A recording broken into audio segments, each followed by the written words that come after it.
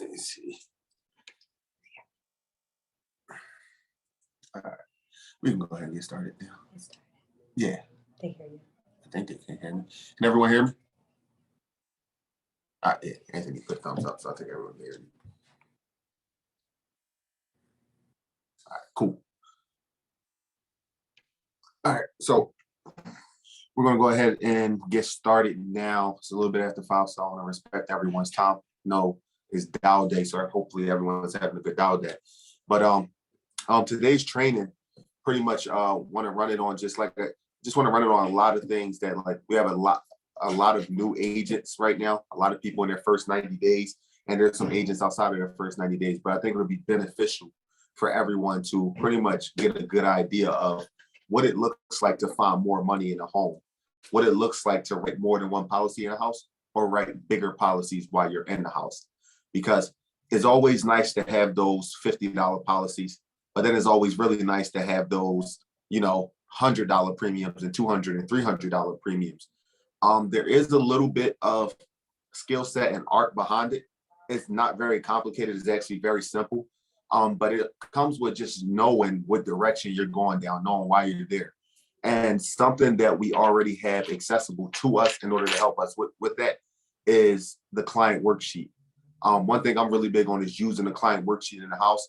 It helps me it helps me remain structured. It helps me ask the proper questions, the right questions in order to get the client down the road that they want to go, but also make it in a road where it's going to be a pretty nice application. Now, of course, before I jump into it, the first thing I want to say, you don't want to get too greedy.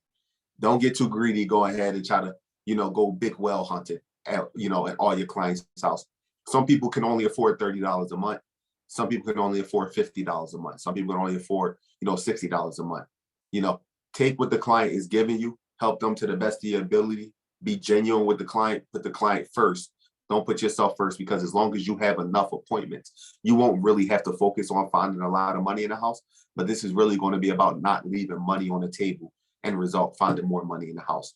So one thing I'm going to ask, Grant, I have you on my screen. Eventually, I'm going to ask you to unmute, because I want everyone to know what it really looks like in terms of the questions that I'm asking, my process in terms of finding more money in the house. But a few nuggets I want to give is, first and foremost, you got to be structured when you're going into a house before you start your presentation. You can't be all over the place. You got to have a presentation, know your presentation, and you need to be structured, because it's very easy to get thrown off and lose your track of mind if you don't have it properly planned out and you're doing the same exact thing in every single house. The first thing I'm going to show you guys is this client worksheet. This is the worksheet that I'm using in every house. If you don't have it and you would like to have it, it's on the agency website, FFL Humble Beginners, under Agent Tools. Go to client, it should be under client worksheet and there, but you need to have it in order to find more money in the house. Hey, Grant, do I have you unmuted? Yes. All right, so we're going to go really pretty much right into role playing, right? Because I think that's going to be the best way of learning, because I want it to be genuine. I want people to see the exact questions that I'm asking in order to write bigger applications. Now, with that being said, everything you guys are about to hear right now is literally the presentation that's on the FFL Humble Beginners website. It's going to be nothing more, nothing less, but it's going to be one thing I want you guys to remember. Kyrie says it all the time. People don't care about how much you know until they know how much you care. So the first thing you got to do is you need to put the client first, because no one cares about how much you know until they know how much you care. That client is not going to open up to you and be genuine with you if you're not going to be genuine with them and show them how much you care. And this client worksheet is a perfect way of making sure you understand the client's full portfolio, whether they're tangible or non-tangible, their financial assets, everything about their portfolio, to properly assess and protect it moving forward. Because most people on here have a car, because that's how we get the appointment. So most people on here have car insurance. You view your car as an asset because that car helps you help clients. So why would you not have your car insured, right? However, you have to treat your clients the same way. So, hey, Grant, let's go ahead and jump right into it, brother. Okay. So, all right, so me and Grant's at the table right now. The first thing I'm always going to ask is, hey, Grant, most of my clients that I'm meeting with, throughout the day and throughout these years are always looking for some options for one of three reasons, Grant. One reason is because they have some insurance and they're looking to add a little bit more onto it. The second reason is they may not have insurance right now, and obviously want to get some sooner rather than later. And the third reason is you may have had some in the past and it has expired or lapsed or is getting ready to expire. Which one would you say you are, Grant? Well, I have some, but I need some more. Okay, so you have some insurance right now. You're looking to get some more insurance. Yeah, I want to leave my grandchildren some, a little inheritance. Okay, I understand. So help me understand a little bit more in detail. So to my understanding, Grant, it sounds like your biggest concern is leaving an inheritance behind, or am I wrong? Is there a different bigger concern? But that's exactly what my concern is. I want to be impactful to my family. I want to be able to give them a leg up. I realize that as an African American, that we have to really take that seriously and making sure that our family are able to make advances economically, and life insurance is the way to do it. 100%. I couldn't agree with you more, brother. Well, let me tell you this, man. Before I move forward, right then and there, I have the most important parts of why I'm here. So I know exactly why I'm here. I know exactly what Grant is trying to accomplish. If you don't know those two things, what Grant's biggest concern is and his reason for looking into life insurance in the first place, you're not going to be able to find more money in the house, because people don't buy what's being sold. People buy what makes sense. And if you can't make it appealing or the product makes sense to what Grant is trying to accomplish, you won't get the small sale, let alone the larger sale. So that's first and foremost. Grant, now we have an understanding that I care about what Grant is trying to accomplish. I'm not talking about what I know. I'm not coming in and laying a bunch of information on him about life insurance and how life insurance is going to work. And I'm letting Grant tell me how life insurance is going to satisfy his need and what he is trying to accomplish. And I'm just laying the icing on the cake when we get there. And we're on our way there right now. That's the first two questions I'm asking before I'm jumping into this client worksheet. If you guys just jumped on, exactly what I just said, those first two questions is on our FFL Humble Beginners website under Agent Tools. It's the sales presentation. In that exact order, you will find those two questions. So you don't have to figure this thing out on your own. I promise every one of you on this call, you don't have to figure out nothing on your own. It's already there. I'm just rehearsing what's already been done and just going to bring it full circle for all of us. So you can go there and access those same two questions on the presentation. Now I'm jumping right into the client worksheet because I understand what Grant is trying to accomplish and I understand his biggest concern. Hey, Grant, and I'm going to prep him for it, right? I'm not going to interrogate Grant. I'm not going to make him feel uncomfortable, because when we feel interrogated, we close up. Anyone who ever felt interrogated before, whether it being by your significant other, whether it being by, unfortunately, law enforcement, whether it being by your coach, whether it being by your teacher in the past, anybody who ever feel interrogated, you tighten up and you feel like you don't want to tell, not the truth, but you don't lay it all on the table.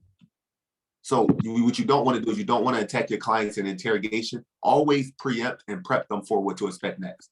Hey, Grant, so now that I understand exactly what you're trying to accomplish, what I need to do, Grant, is I need to use this sheet here, this worksheet here. It helps me better understand your portfolio so I can assess it properly and make the best professional recommendation moving forward as between what road we should head down. Fair enough? Fair enough. Okay, perfect. So, Grant, the first thing I want to ask you, man, is right now in the house we're sitting in, do you own it? Do you rent? What's the setup like? I own the home. Okay, so you own the house. I've been here for about 4 years, yeah. Okay, I'm going to try to remember all this. I should have a pen in front of me. I don't know what just happened to my pen. No, I want to write this down because I literally write on the sheet. Let me get I should have another pen in my bag. All right, here we go. Got a couple pens. All right, Grant, so you own a house right now. Talk to me a little bit about it. So right now, you have a mortgage. How many years is left on this mortgage that you're paying? It's a 30-year mortgage. So I've been in the house 4 years. So that means about 26 years left. Okay. So you got 26 years left on a mortgage. 26 years left on a mortgage. Yes. And then with that being said, what would you say the remaining balance of the loan is? It's about $225,000. Okay. So you have about $225,000 left on the house. Yeah. And then with that being said, in terms of monthly payments with escrow and everything included in the property, what's that coming up to per month? About $2,400 a month. $2,400 a month. And that's everything included, right, Grant? Yes, it is. Yeah, now, everything's in escrow. Inside of that $2,400, are you paying anything additional, or that's the $2,400? That's what's being asked for? You mean for the home or? Just for Yeah, the like property? inside of that 2,400, is that what they're asking for per month, or you're making additional payments? No, I'm not making a whole lot of additional payments. I would like to in the future, but right now I have some other debts got to clear up first. So it's just the 2,400, which has the homeowners built into it and escrow and taxes. Got it. So you got a pretty good setup going on. It's always Yeah. good to have everything simple like that. Yeah. Now, help me understand, Grant. Now, I understand there's about 225,000 left on the remaining balance. What was the total balance before you when you originally signed, when you went to closing? It was 275. 275. Yes. Okay. And then with that 275, how much would you say the house would sell for if you sold it yesterday? I would like to, hopefully I can get at least 325 for it. Okay. So you're looking at estimated right around about $50,000 of equity in your property. Yes, that's what I'm looking at. Yep. Got it. I would agree with you, man. I mean, you might be selling yourself short, but hey, if you threw that price out there to me, I'll jump on it. There you go. All right, Grant. Then with that being said, Grant, I have your last name is Buford here. I'm gonna move on and collect some information on you and both you and are we with your spouse right now, or is it just me and you? It's just me and you. All right, cool. We So I'm gonna move forward. we can bring her in on Zoom. I'll have her or duo. I'll have her come in. She's doing. No. Let's just keep it you and I, because if that was the case, I wouldn't do it one-legged. I would make sure I schedule an appointment with both. So we want to just keep it you and I. All right, Grant. So I have the last name is Buford, of course. Grant, yes. Your current what's your current age? Make an age up, Grant. Y'all got to spill on your I'm 45. 45. Mm-hmm. And then right now, are you actively working or are you retired? I'm working. Working. What would you say you do for work? I am a field consultant. I go out to different properties and make sure that they're meeting all the construction properties. Make sure that they're sound in there. All the codes are being. I can't make this. No, I got I make sure all codes are being followed by construction companies. Is that pretty much how you came across your property? Yes, actually, yes. I was driving around and it looked nice, and I was well, let me stop and look at it. So that's how I came. No better person to look at it than you, right? Exactly. All right, so let me ask, Grant. Right now, I got you down here as a field consultant. What would you say before overtime or anything like that and bonuses? I'm sure you get. Hey, if anyone's unmuted, could you do me a favor and mute the mic for us, please? Thank you. Hey, Grant, before bonuses that you get throughout your year, before overtime and things like that, I'm sure you're getting. Let me ask you, what would you say annual salary for you is, whether that be monthly or yearly? I'm salaried, so my annual salary is about 175 a year right now. 175 a year. Got it. I may get a yearly bonus at the end of the year, but that's kind of like it depends on how the company does. I can understand that. Hopefully, it's a good year for you, brother. Yeah. With that being said, do you use any form of tobacco at all? Do you smoke at all? No. Okay. I get lifted on life. One. That threw me off. Well, that's not a question on the application, so it won't negatively affect you. Exactly, right. Right. And then, Grant, what I'm gonna do now is I just gotta ask you a couple questions about pre-existing health, right?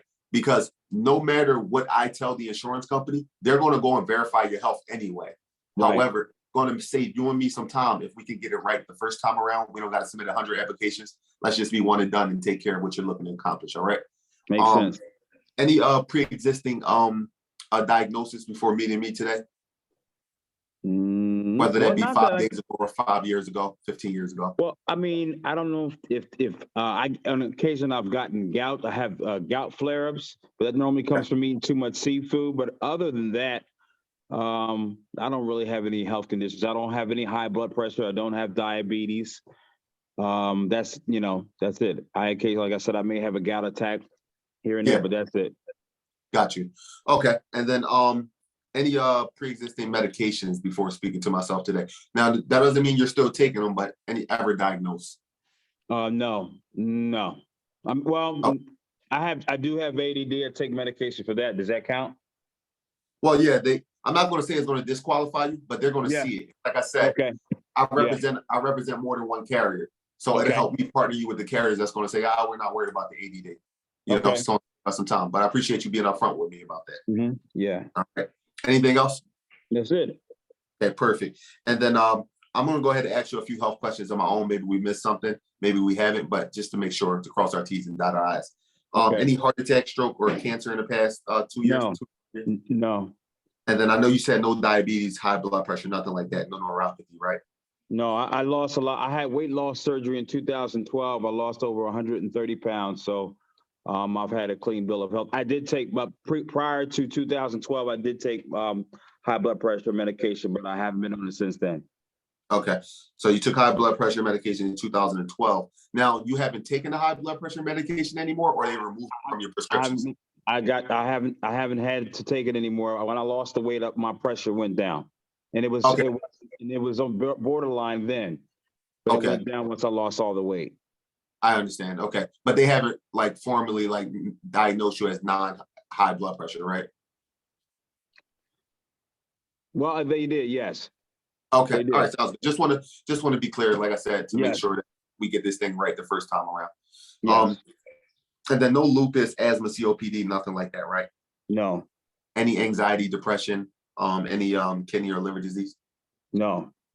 Okay, wonderful. And then with that being said, let me ask you, Grant, if you passed away yesterday, what will offset the cost of the mortgage if you passed away yesterday? Just whatever life insurance I have in place. Okay. And whatever Social Security my wife will qualify for. Okay, I'm glad you mentioned that because that takes me to my next question. Right now, what do you have in place in terms of your life insurance? Right now, I just have a job plan that pays 3 times my annual salary, and I have a small whole life policy for $30,000. Okay, so you have a job plan that's 3 times your salary. Yeah. And then you have a whole life policy. Yeah. That's worth how much? $30,000. $30,000. And then who's the beneficiary? I got it in place after I had the weight loss surgery, and that's all I could get. Okay. And then who's the beneficiary of that policy? My wife and my 2 children. Okay, your wife and your 2 children. Mm-hmm. And then let me ask you, at what age were you when you got that whole life policy?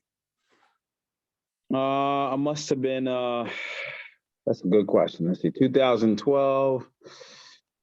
I think it was, what was it? How many years ago was that? That was 10 years ago, huh? Oh, so you was about 35. No, actually, no, I was a little older. So I was about, about 35. That sounds right. Yeah, I did say 45, yes. Okay, so you were 35 at that time, you got that whole life policy, which is good. Yes. You got it at a very good age. And then with that being said, so right now we're looking at 3 times your salary from work and $30,000 in terms of a whole life policy. Yes. Okay, and let me ask you this last question, right? What do you have that acts like life insurance outside of those policies? Like any 401ks, IRAs, stocks, bonds, or mutual funds?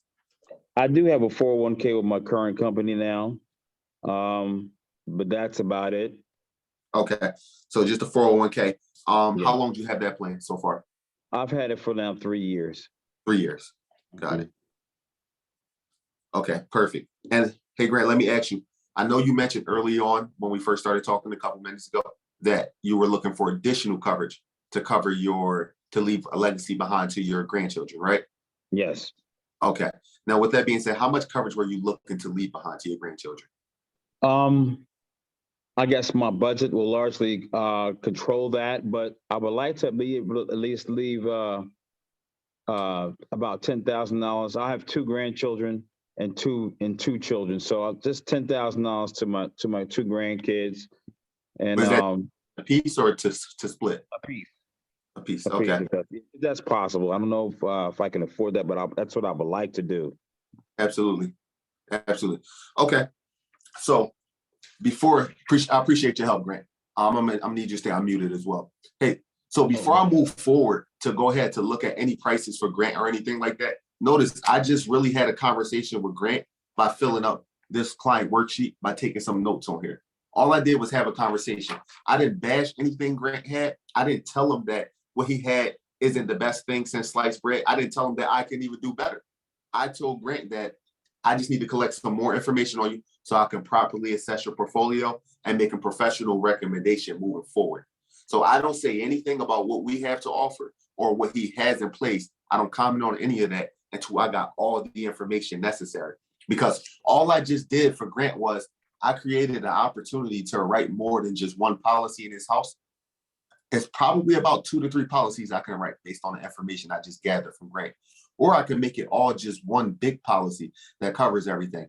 Now, hey, what I'm not going to do is I'm not going to jump the gun. I'm not going to start telling Grant about these different types of term policies, knowing that considering the pre-existing medications and health that he gave, I need to verify that we can actually get that approved. And I told him that the whole time, hey, let's get this right the first time around. So before I jump to any conclusion, I'm going to take a look at the health chart before I develop a product for him that's going to maybe or maybe not approve him. But before I move forward, I want to say exactly these words to Grant. Hey, Grant, I think I got everything I need from you in order to move forward to help you as best as possible.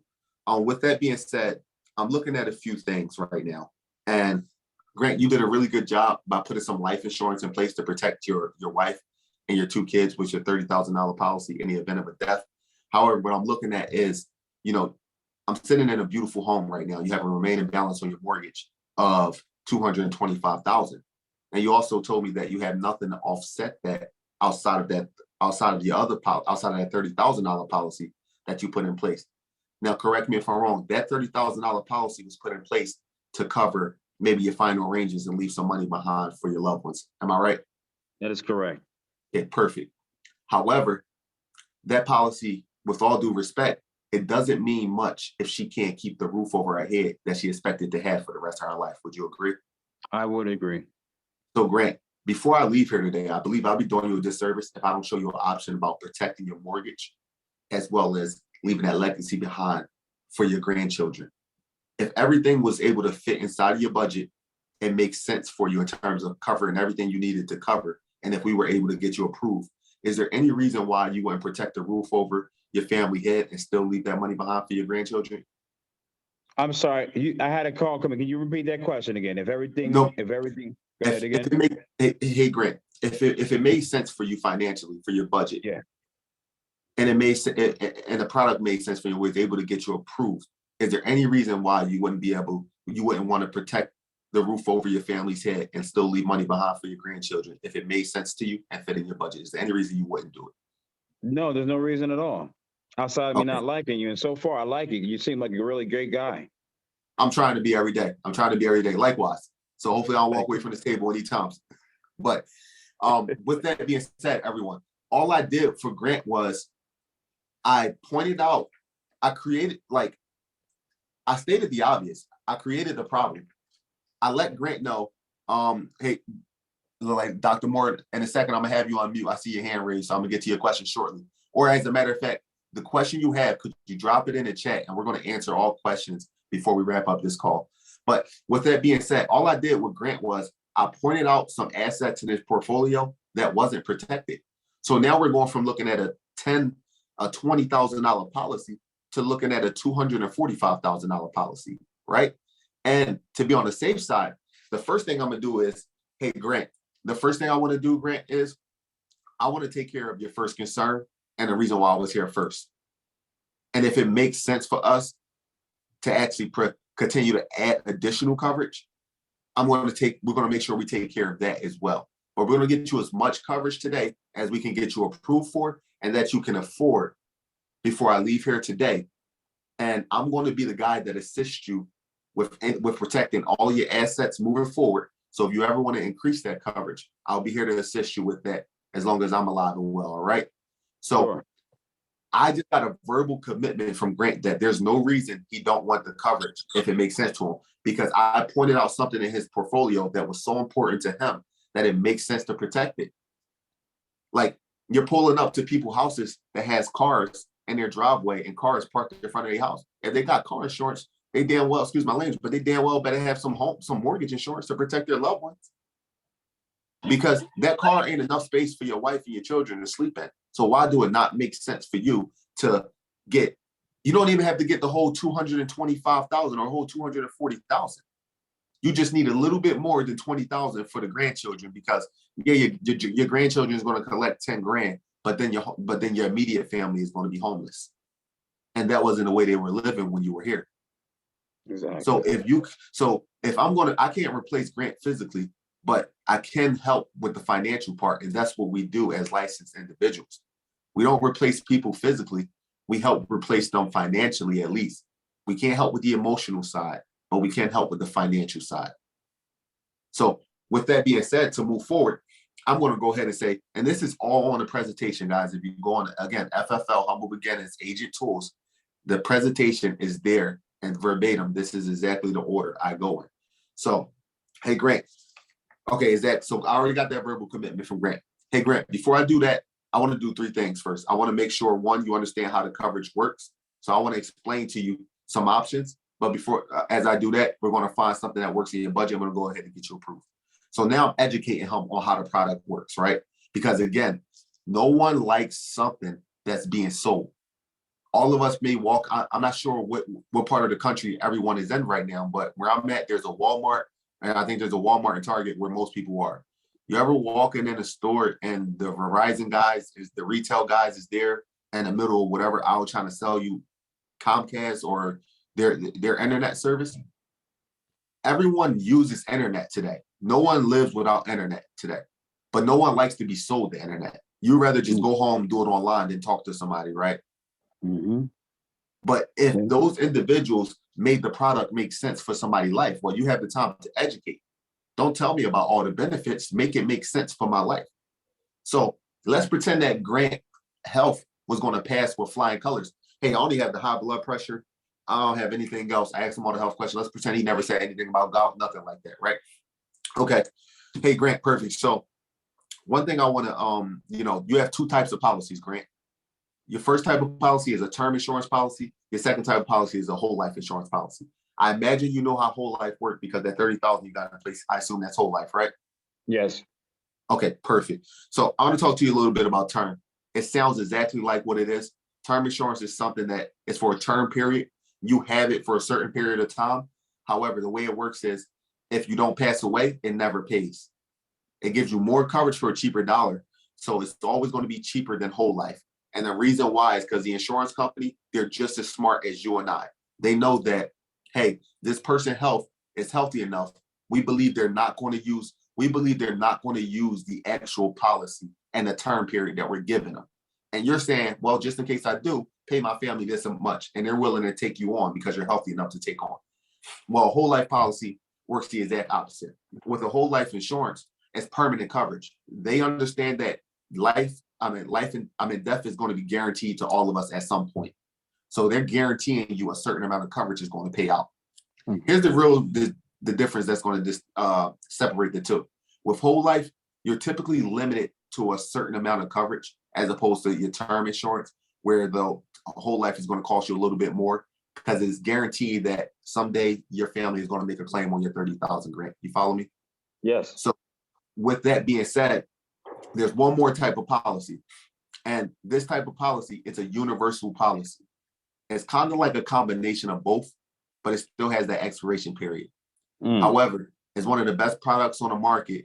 I don't know if we can get you approved for it, but based off what you told me so far, Grant, I think we can get you approved. And if the insurance company can verify it, I think it's going to make the most sense for you because this policy is going to allow you to have this policy for anywhere between 15, 20, or 30 years, depending on where we can get you qualified at. Now, here's what separates it from every other policy, the living benefits. If you were diagnosed with a critical, terminal, or chronic illness, you can contact the insurance carrier to make a claim on your policy. Here's why that's so important, right? Because Grant, you told me you're a field consultant, right? You're still actively working? Yes. Perfect. So Grant, if you got sick on a job and you weren't actually able to work anymore moving forward, well, you can't call the insurance company if you had a term or whole life policy and make a claim because they're going to wonder why you're calling because you're not dead yet. In fact, Grant, you may actually cancel that policy because you may not be able to afford it anymore because you're not working.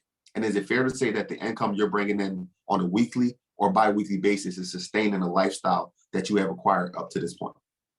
Yes. So is it fair to say that it makes sense to protect your income so your income can continue to sustain your assets that you currently have? Most definitely. And then the worst case scenario, you have those living benefits, but the worst case scenario is obviously if the death happens, it still pays to your beneficiary so that she can maintain the house and then also give that 20 grand to split between the two grandkids. Those are the two worst case scenarios. I don't want to spend much time talking to you about that, Grant. I'd rather spend time talking to you about this option, whereas though you outlive this policy, you get 100% of your money sent back to you. And here's what that looks like for you, Grant. We're talking about 30 years from today. You'll be 30 years older, meaning you'll probably be retired at that time. You plan on working past the next 30 years, or you plan on retiring? I don't know. We'll have to see what happens, man. I like what I Well, do, but who knows? Exactly. Here's what we do know. We do know your mortgage is only, you have about 26 years left on your mortgage. So that means your mortgage is protected over the next 30 years. And that means the 2 grandchildren that you're trying to leave money behind to are 30 years older than today. And what that looks like is you probably taught them how to make much more money than $20,000 in a year, let alone leaving them 20,000. So in 30 years, you get all your money back. That's going to be sent to you pretty much like a retirement check to add on to that 401k you have. And here's what it did. It gave you the peace of mind where you protected that mortgage. It's going to give you more money at a cheaper dollar to protect your family. And it also ensured that you got to see the next 30 years of your grandchildren live. And hey, with that money that you get back, Grant, you can give them the 20,000 while you're living and help them invest it properly. Whereas though you can actually witness, the greatness you did for your grandchildren. Is that fair to say? That sounds awesome, man. How much does it cost? So let's see if we can get you qualified for it. I'm going to show you a couple options. I'm going to show you the full 240,000 that covers the full balance of your mortgage, and it also covers the additional 20,000 you wanted to leave behind. I'm going to show you half of that as well, because we're looking at about a $2,400 payment a month. If we look at half of 224, we're looking at about 112,000. So that gives your wife the ability to remain on time with the mortgage payments, maybe even get a leg up to refinance to where she can afford it on her own and still leave 20,000 behind. But then we'll also look at 25% of that entire balance, because it does just the same. Is it fair to say, Grant, that if you passed away yesterday, your mortgage company isn't going to ask your wife for the remaining 224, but they're still going to ask for the 2,400 a month? Is that fair to say? That's fair. So we need to at least protect that $2,400 a month payment. And then possibly, if there's anything left over at that time, definitely we'll be able to leave money behind to the grandchildren and still be able to leave them $10,000 a piece. Based off of those 3 options, Grant, you'll tell me which one makes sense for you to start at financially, and we'll see if the insurance company will let us have it. Now, remember what I told you. I'm your guy moving forward. So any assistance you need with upgrading, you have that ability. I want you to start where you're comfortable at, Grant, because you can always go up. The insurance companies don't really like to let you go down. I'm going to be honest with you. They're going to give you a hard time about going down. So let's get it right the first time around, where we can increase later on as opposed to trying to decrease. You and I don't want that type of headache. No. And out of those 3 options, you're going to let me know which one's the most affordable, and we're going to see if we can actually get it from the insurance company. All right? Give me a second. Okay. So from there, I didn't just talk to Grant about a product. I really took the time, again, to use this client worksheet to really assess everything about his portfolio and all his assets. And I used that, 1, to upgrade how much coverage we're going to look for in the first place. And then 2, I used it as a reminder to tie the product back to make sense to everything about his life. We covered his mortgage, which his wife is very near and dear to his heart. He cares and loves his wife, so she needs a roof over her head and his 2 kids. We covered protecting his income. So not only did he protect his income, he made sure that if something were to happen, his income is now consistent where he can keep his assets. And then we made sure he's getting all his money back, and his grandchildren, he'll be in the next 30 years. The youngest grandchild will be 30 years older from today. So it covered everything at once, and it made sense. Now Grant just want to know which one he can afford. But I know for certain Grant is choosing one of these today, because today we came in to talk about leaving money behind to his grandchildren. And even if Grant say, you know what, these are too much for me, I'm going to just keep decreasing it down. But the bottom line is we're looking at starting at anywhere between $80,000 of coverage at the 25%. I'm sorry, there's about $60,000 of coverage. 25%. Yeah, it's about $60,000 of coverage. So you're looking at going from just looking at $20,000 of coverage to you triple that by actually taking the time to assess someone's assets, not just to ask the questions because you think you're supposed to, but asking them with intention to really understand where they are and how you can help them move forward. And even if you don't write that bigger policy today, Grant may say, hey, you know what? Let's just take care of let's just take care of the 20,000 for the grandkids today. I know I can afford that if these are what these cost, and maybe we get more coverage later. We'll just take care of the 20,000 today because something is better than nothing, right? So like I said at the beginning, you don't want to be greedy about it. You want to really assess and take what the client can afford at that time, but sometimes bringing things to light for the client to make them realize that, hey, you have some unprotected things in your portfolio. Would it make sense for you to protect it if you can afford it? Absolutely. People insure their phones, they better insure their house.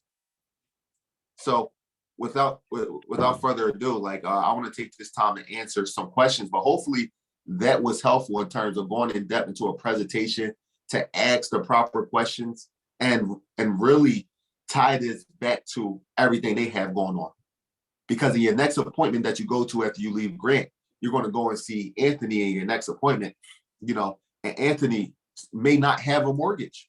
Anthony may be renting, which is okay, right? But I can still write an Americo term product with living benefits. Hey, Anthony, would it make sense? Like, hey, Anthony, right now, it seems like you're living off of your income and sustaining your living arrangements and sustaining everything about your life. So if you did pass away, I mean, if you got sick and had to leave the job, is it fair to say that you would probably cancel your life insurance policies because it may not be affordable outside of your electric bill, your utilities, your rent, your car payments and everything, your phone bill, everything else you're living with? No, so now we're not framing it as a mortgage protection policy. We're reframing it as an income replacement policy. But it's always a way to make it make sense to someone's life. But you got to care about the client because they don't care about how much you know until they know how much you care. And if you care enough, you'll find out enough and you'll make the product, whatever you have to offer them, make sense for them. And that goes for anything, even just a life final expense policy. Oh, great. You already have a whole life policy? Perfect. Because I would say, you know what? I think adding 20,000 for the grandkids would be a great start. I would even, say anywhere between 10 and 15 or 20,000 grand. I want to show you all three of those options because this whole life policy, I'll be honest with you, Grant, is going to cost you a little bit more than it would when you were 35. Is it fair to say you're about 10 years older than when you were when you got that policy? Exactly. So it is going to be a little bit more than when you got that $30,000 policy, but we're going to take what we can afford today and we can always increase it later on. So what I want to do is I want to open up the chat and see. I think there's some questions in there. And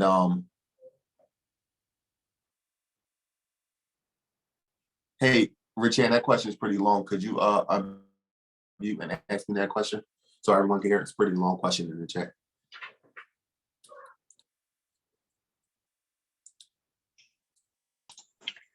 So basically, I just wanted to know, when you're booking an appointment to compare a policy, I want to know how you structure it. Like, what exactly do you say? What do you think is important, and kind of what to keep an eye out? Because I've never done a like comparing a policy.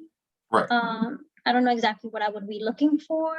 So I just kind of wanted to hear you out on what you need. No, that's a great question. And hey, Jazz, I'm gonna have you on mute after I finish answering this question. But that's a great question, Richanne. When it comes to comparing a policy, it works kind of the same way as if you weren't comparing a policy. Again, you have to know what their intentions were in the first place, right? So, Richanne, if I'm coming by to compare the policy and I go, hey, Richanne, I understand you do have some life insurance in place. Great. I represent about 25 plus insurance carriers. So if I was able to say it, would it make sense for you to save more money, keeping more money in your pocket and leave more money behind for your family? Would that make sense for you? I'm so sorry, I couldn't really hear it. Yeah, okay. So Richanne, I'm glad you do have some insurance in place. That's great news. I represent about 25 insurance carriers. Would it make sense for you to keep more money in your pocket, saving more money, and leaving more money behind for your family if I was able to shop around? Absolutely, yeah. Okay, so I'm going to be in the area tomorrow. Are you home in the morning, afternoon, or evening? I'm going to be working tomorrow. Okay, you and I both. What time do you get off work? In the evening? Around like 5, 6. 5. Perfect. I actually have a 5 and 6 o'clock appointment. I'll make you the last one for 7:30. Are you usually take more than an hour and a half to get home? No, I should be home by then. Okay, just grab a pen and paper. Let me know when you're ready so I can give you my information. And then let's just say I got to the house, right? Now, the first thing I'm going to acknowledge the fact that Richanne has a life insurance policy already. And obviously we're going to compare, apples to oranges or whatever, right? So I'm going to go and say, hey, Rich Ann, I understand when you put this policy in place, what exactly was it designed to do? It was just to leave some money behind for my kids. Okay, you were trying to leave some behind for your kids. How much coverage is it again? So it was 30,000. I just got some for burial expenses and then just leave some money behind. Okay, how much exactly were you trying to leave behind for your kids? I wanted to leave around like 50 to 75,000. That's what I wanted to do. So they didn't Okay, have and to what worry about stopped you from anything. What was that? what stopped you from leaving 50 to 75,000? It was too high. It was too expensive for Okay. whole life. I can understand that. Now let me ask you this. What was your biggest concern before you became insured? What were you most concerned about? Making sure that all my kids and my grandchildren were covered. I have 4 grandchildren, 3 kids. I just wanted them not to have to, deal with a bunch of the things that I had to deal with. Okay. And let me ask you, inside of that policy, is that policy also designed to take care of your final arrangements as well? So it was, I think I got like about 8,000 just for like final expenses, and the rest it was just for my kids. Okay. And let me ask you this, how you imagine your final arrangements looking? Is that going to be like typical burial? You expect cremation? Like, what does that look like for you and your family? I need to be buried. Okay. So just typical burial and everything like that. Yeah. All right. So Rich Ann, what I want to do is I want to make sure you understand exactly what to expect on a financial portion so you can be properly prepared, because it's fair to say that in the event of your death, you're not here to help make any adjustments. Is that fair to say? Yeah. So whatever goes out, and whatever's left over is going to be left over, but you won't be here to control that. So I want to help you properly prepare to make sure that you're actually set up proper to do exactly what you're paying for your policy to do. So your final ranges, Rich Ann, typically are going to come up to anywhere between average of about 10 to 15,000 just to be on the safe side. I mean, looking at today, the medium rent is what I'm seeing now is going up to about $2,000. Just to live, just to rent. Hey, could you Genesis, is it possible to Mrs. Buford, please mute out.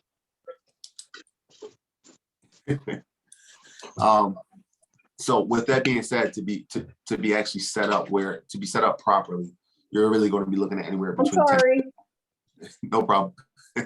You're really going to be looking at anywhere between $10,000 to $15,000, right? So let's just say $10,000 to $15,000 is already accounted for. Realistically, you're looking at about $15,000 left over because you say about $30,000 policy, right? Oh wow, that's not what I wanted to do. I wanted to leave more. Well, how much people is that going to be divided up between again? About 7. About 7.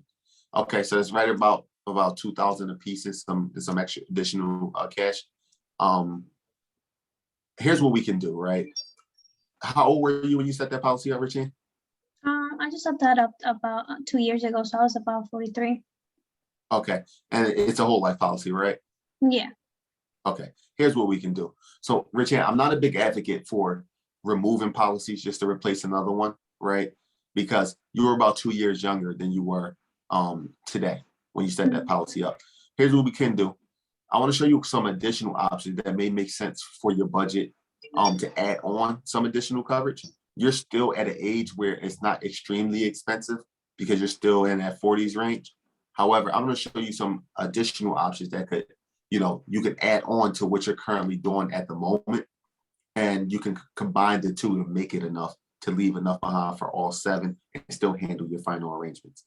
So basically what we'll be looking at is anywhere between another $5,000, $10,000, and $15,000 of coverage. You let me know which one of those makes sense for you financially. And if you want to take a look at even more, because the 15 is definitely makes sense for you financially, I can show you all the way up to another 30 as well. But with that being said, let me ask you a couple questions about yourself as well to learn a little bit about your portfolio and what you have going on, so we can make the proper decision moving forward and get this right the first time around. All right. Okay.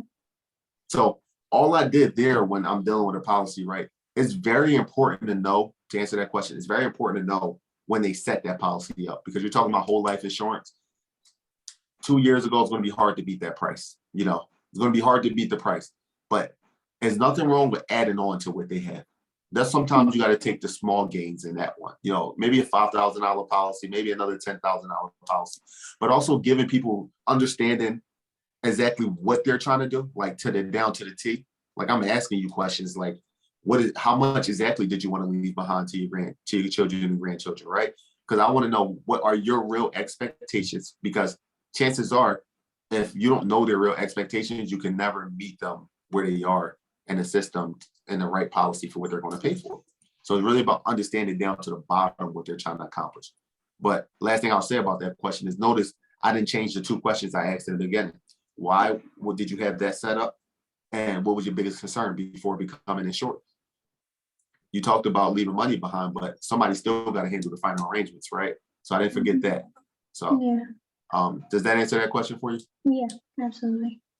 Perfect. Thank Hey, you. Jess, you can go ahead and unmute for me, Jess.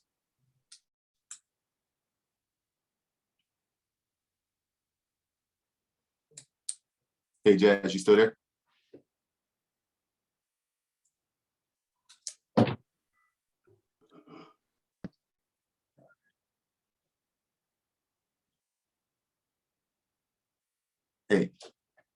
Hey, Jazz, you still there?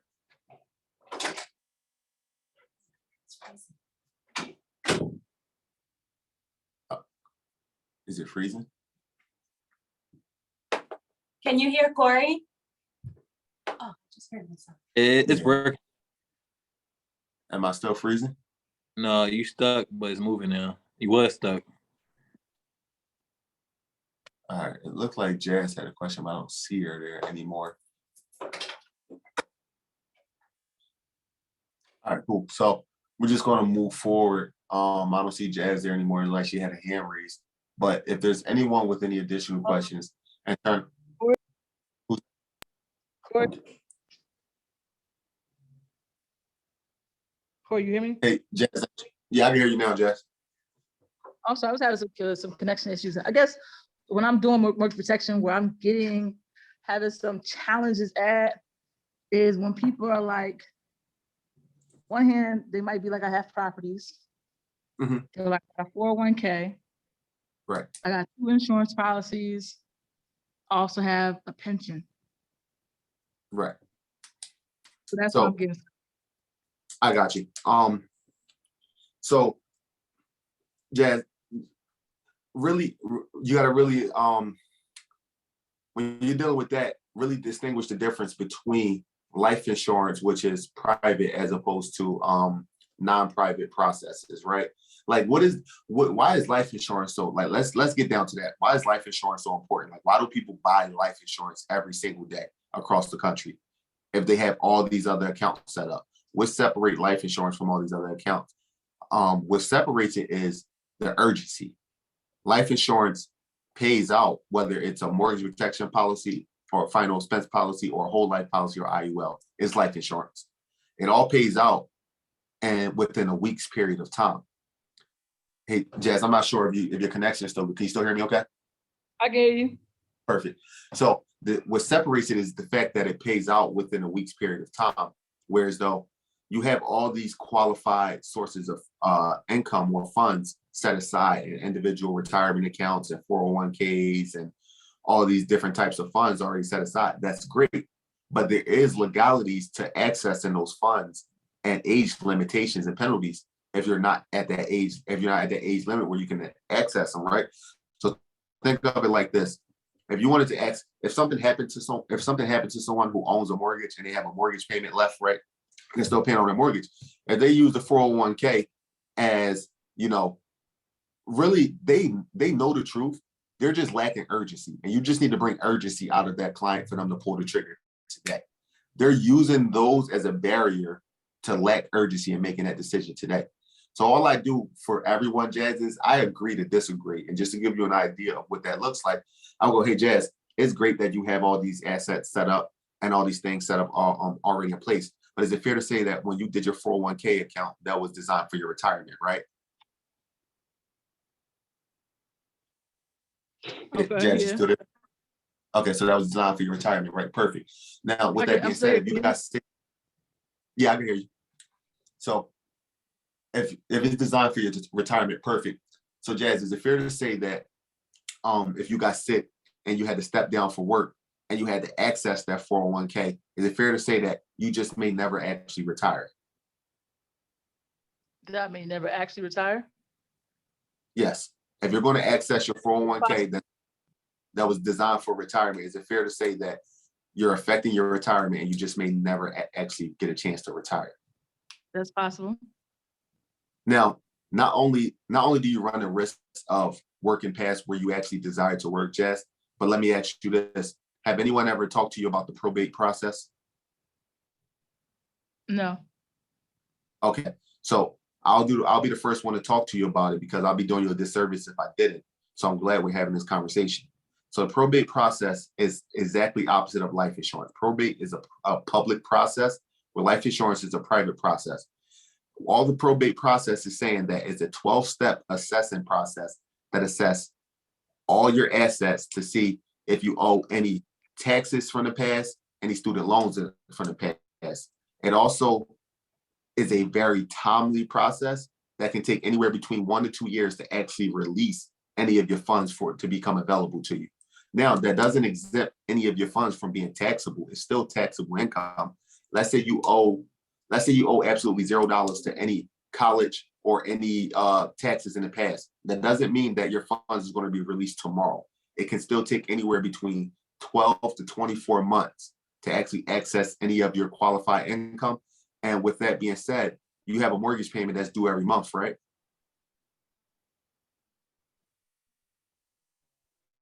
Hey, Jazz, can you hear me? Yeah. Okay. So with I your can hear mortgage you. payment, now with your mortgage payment that's due every month, is your mortgage lender going to allow you to hold off on your mortgage payments for the next 12 to 24 months? Or do you think they want the $2,400 payment every month on the same day of every month? No, I think they want their payment now. Exactly. So life insurance is going to remove the risk of you losing control over the asset. And one more thing I want to mention to you, Jazz. Like I said, I want to do you any disservice before I leave. But right now, you are at an age where even if you access your 401k right now for emergency, you're not 59 and a half. So that means not only is it going to be taxed, it's also going to be penalized. So you're getting double whammy, and it's going to take twice the amount of the time in order to gain that level of income back up, especially during times like we're in right now. Okay. So with that being said, Jazz, I think even your financial professional would tell you that it's best to leave your 401k alone and allow it to keep growing. But as your life insurance professional, as your assets protection professional, it would be best for you to have something that's going to pay anywhere within 1 to 7 days in order to keep your lifestyle the same. And whereas you don't have to move all your furniture into the person that's going to say yes, whether that be your mom, your father, if they're still alive, or your sister, brother, or someone like a significant other. Is that fair to say? That's fair to say. So Jazz, we don't have to go after the whole $500,000 of the mortgage payment. We can take a look at a couple options because your payment is about $3,000 a month. And that's all your lender is going to ask for. So if you got sick, they're not going to ask for $500,000. If you ended up in the hospital, they're not going to ask for $500,000. On the 15th of every month, they're still going to ask for $3,000. We need to put aside a couple years of $3,000 in order to at least keep your lifestyle the same, where you can decide whether you want to sell the property, refinance the property, or maybe make some arrangements where as though it's still going to be affordable and comfortable for you to keep the property. But would you be in a better situation had you have something to pay out in 7 days or have something that's going to pay out in 2 years? Which one works better for you? 7 days. All right, Jazz. So I'm going to try to help you with the 7 days to the best of my ability right now. Let's see what the insurance carriers got to say about it. All right. Okay. And that's pretty much how I handle that. So it's really just, Jazz, it's really just about understanding that the client understand the importance behind the life insurance or the mortgage insurance. Otherwise, they wouldn't have requested the option. They understand it. Most people, you, I, and everyone else, you and I both know, are natural procrastinators. So we all lack urgency when it comes to spending money on things we don't really want to spend money on. Let's be real. Like life insurance is nobody's favorite subject. So let's be real about that. We rather spend it on, sneakers and things, I'll be honest, I'd rather go buy a nice pair of sneakers, a nice car, but I got to handle my responsibilities too. So I'm going to inquire because I'm supposed to inquire. That's the right thing to do, but I'm going to put it off as long as possible. And when you make things a reality, if you make it happen yesterday, right? Notice when I'm talking to all clients, I'm always using, hey, if this happened yesterday, because we're in today. So this is the reality today. And if you make it real and bring it to life for people, that's going to drive urgency for people to make that decision today. But if you use things like, it's okay to say tomorrow too, I've seen it work before, but if you put it off into the future and use that, if something happened to you tomorrow, they're always going to be making a decision tomorrow and tomorrow and tomorrow. And they'll continue their procrastination. But when you meet with myself and when any of the clients meet with any of you moving forward, I guarantee you moving forward from here on out, they'll no longer procrastinate because you're the professional. So they're not going to use their 401ks as an excuse. They're not going to use savings accounts as an excuse because Uncle Sam got a piece of every, it's taxable income one, and some of the stuff is going to be held up. You need it's funny, but it's your money and you need it now. Mhm. So life insurance is the way to get it. I got you. And tell me, just to continue, the same goes for if they say that I got like 8 properties, I can just sell the properties, same thing? Same exact thing, right? You just got to dig a little bit deeper, right? So I'll get all the way to the bottom line. Okay, you have 8 properties. How many of those properties are already paid off? 6.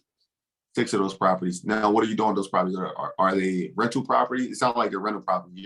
Are you wholesaling them or are they rental properties? Rental, some gotta be fixed up though. Okay, so some of them still require renovations. Yeah.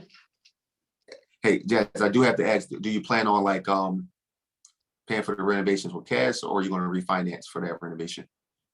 Refinance probably. Okay, so right then and there, they're giving you more leverage right there, Jazz. They're already telling you they're planning on taking another loan. So they're going to be in more and more debt, and I'm just going to use that against them. So, okay, so with how many of the properties do you plan on doing that with? How many need renovation? Some of the properties are just outdated, so they're not really like livable in the way that I want them to be livable to start renting them out. Yeah. So how many of them are actually occupied right now? 4. 4 of them are actually occupied right now. Mm-hmm. Okay. And the other 4 are the ones that need to be renovated, right? 2 of them. 2 of them are sitting. One I'm living in, and the other one. Yeah. Okay. Hold on, give me 1 second because. So the other 2 are sitting. The other 2 need to be renovated. Yeah. Okay. And you're still actively working, right, Jess? Yeah, I'm a teacher. Okay. Is it fair to say that if you were going to renovate a property and you don't have proof of income, that they wouldn't even, they wouldn't allow you to actually refinance that property unless you had some source of disability income, had some source of retirement income already trickling in? Is that true? Even if I'm a teacher, isn't that enough? Well, if you weren't working, if you lost a job. Oh, yeah, for sure. Okay, so this takes away that waiting period where it takes that time frame for your disability to kick in if you got sick or something like this. This takes away that 12 months or 24-month period of waiting on or depending on other people that you're receiving rental income for to fund your other properties. This allows you to make a claim on your policy to continue your lifestyle as if nothing ever changed, to move forward with the goals that you had before you got sick. Would you prefer to depend on yourself to continue your lifestyle the same way, or would you prefer to depend on your clients that's renting the property to continue your lifestyle the same way? So, of course, because they're not in a position right now where they have a ton of properties and are making a ton of money off of all of these properties. Otherwise, they wouldn't still be working, right? So you just have to, when you're talking to these clients and things like that, most times, early on for me, I'll be honest, I got intimidated by things like that. Like, oh, this person's already set. This person's already good to go. This person knows more than me. This person's like, that's not the truth. It doesn't matter if they know more than you. You're there to protect that family and sometimes bringing things to, like that person didn't know about probate. Mention it, sometimes just asking questions that a person, whether they know or don't know, is good to talk about and educate them on, because you can't be intimidated by somebody who had 8 properties or something like that. If if it was going that well, they would not still be dependent on their income from their day job. This is If it true. was- This is probably the first mortgage protection that I had was Yeah. this scenario. An older man who was 67. He had 8 properties in South Philly. I guess what I was trying to do, somewhere in the midst, I thought I was covering one house, but then as I started to talk to him, I realized he had 8 houses in South Philly. So like the guesstimate was like $8 million in equity. Yeah. So I was, well, we could do like 100,000 because you're so old to save your equity in the event that you have a stroke or a heart attack. Right. But he didn't want to do it though. That's something I didn't get. But I didn't think about the whole idea of probate and all that kind of stuff because he was like, well, I could just sell one of my properties and all that stuff. Well, sometimes for a person that age, if they're up there in age, sometimes it makes sense to just cover enough monthly payments, right? Because it's just about having cash today. If something happened yesterday, you need cash coming in like that if something. So nothing about your life changes on the financial part, and not only that, whereas though you don't have to depend on other avenues that may take a little bit longer than expected, so you can continue your lifestyle the same. It's just about having your lifestyle be the same, like nothing ever changed if anything happened to you yesterday. And that's what's going to make people move. If something happened yesterday, is your lifestyle going to be the exact same today without you having to make 101 phone calls and depend on people over the next 6, 12, 18, or 24 months? I got you. Is there any additional questions? I mean, I'm good, but I appreciate that. No problem. Anytime, Jess. All right. Well, it looks like, let me make sure in the chat we're all good. It looks like there's no additional questions. Hopefully this training was helpful. Hopefully you guys are going to be more intentional in the house with gaining information from the client. Again, today is Monday, so let's kill the rest of what's left of Dow Day. Everyone have a great 2 days and a great 2 or 3 days. And wait, looks like we have a question from Grant. I'm sorry. It just occurred to me. First of all, I really enjoyed that whole piece you did with the probate. Just for the benefit of everybody on the call, where did you get that information and where could others look at that and become more informed so that they can have more ammunition when they're in the house? Great question. So when I first got started with insurance, when I sucked real bad, it was at a different company and they were training on it. But if I can access it, I'm gonna try my best to access it. I have a printout, an actual visual of what it looks like. And it used to work so perfectly, where on the left side it said life insurance private process, 3 to 5 days. Right side, probate. And literally the reason I know it's 12 steps is because they had every step of the assessment process on there. I'm gonna put it in the chat so I can access it. Yeah. But if you guys just Google probate, you'll get enough information from Google. And people don't debate with Google.